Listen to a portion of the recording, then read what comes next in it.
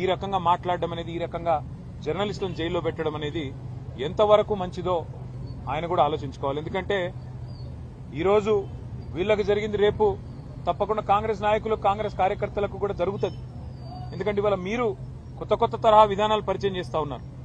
మీరే చెప్పారు 6 గ్యారంటీలతో పాటు 7వ గ్యారంటీ ప్రజాస్వామ్యం, ఇది ప్రజాపాలన, ఎవరైనా మాట్లాడొచ్చు, ఎవరైనా నిరసన చెప్పొచ్చు అని పెద్ద పెద్ద మాటలు చెప్పిందే రేవంత్ రెడ్డి గారు.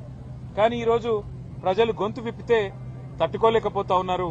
కనీసం వాళ్ళ ఆవేదనని అర్థం చేసుకునే ప్రయత్నం కూడా చేసుకోలేకపోతా ఉన్నారు.